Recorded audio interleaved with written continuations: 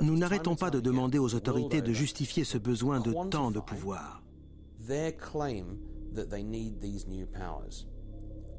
Peu importe où nous nous adressons, à chaque fois la réponse est la même. C'est un secret d'État, on ne peut rien dire, faites-nous confiance, nous avons besoin de ces pouvoirs.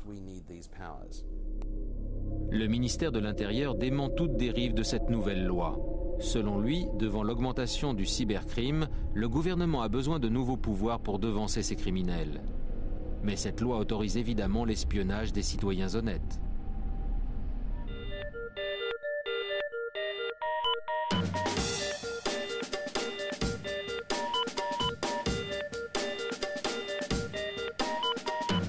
Have you ever had a sneaking feeling that Big Brother may be spying on you at work?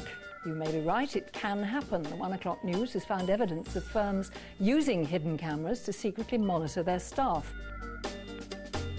Selon une étude de l'Association américaine de gestion, 3/4 des plus grosses entreprises surveillent leurs employés. Grâce à ce système, ils enregistrent les emails et l'historique des sites visités par leurs employés, ainsi que leurs appels. Le public ne connaît pas ces méthodes de surveillance. Lorsque vous commencez à en discuter avec un groupe de personnes, même si elles prétendent n'avoir rien à cacher et rien à craindre, elles sont inquiètes. Les employés ne savent pas forcément que leur patron a entièrement le droit d'enregistrer leurs emails personnels pendant de très longues années. Je n'aime pas cela. Et si j'étais employé dans une société, j'exigerais d'avoir une adresse email séparée pour mes emails personnels, parce qu'on ne sait jamais qui nous détestera dans 20 ans.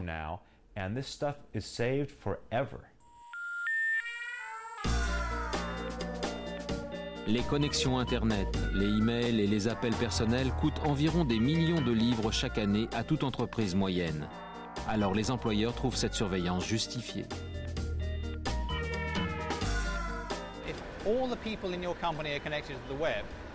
Si les gens passent autant de temps sur Internet qu'au téléphone, alors il y a un peu d'abus.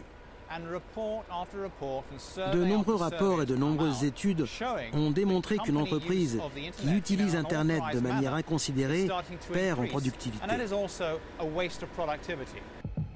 En 1948, George Orwell a décrit le futur. Il n'y a aucun moyen de savoir si on vous regarde et il faut vivre avec le sentiment que tous les sons sont entendus et les mouvements vus. Sa vision s'est-elle révélée être vraie 50 ans plus tard?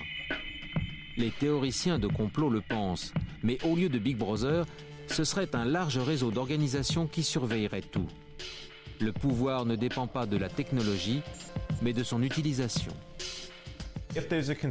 S'il y a un complot, ce complot consiste à fournir gratuitement aux consommateurs la technologie qu'ils ont contribué à payer très cher. Aux États-Unis, on vend la technologie de la même manière que l'on vend des cigarettes, des déodorants ou du dentifrice. Les gens sont confiants parce que cela s'achète. Les logiciels et le matériel sont de moins en moins chers. Alors, où se trouve le complot? Et qui en souffre? On se sert de plus en plus de la technologie qui nous rend encore plus dépendants. Plus ça va, et plus nous faisons confiance à ces technologies. Ainsi, nous créons un personnage numérique qui peut très bien être rendu public, puisque de plus en plus d'autorités y ont accès.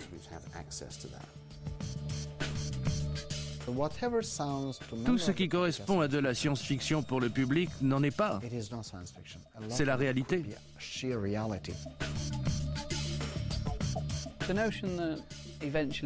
Il y a un tel degré de contrôle sur nos libertés individuelles que cette situation doit être prise au sérieux.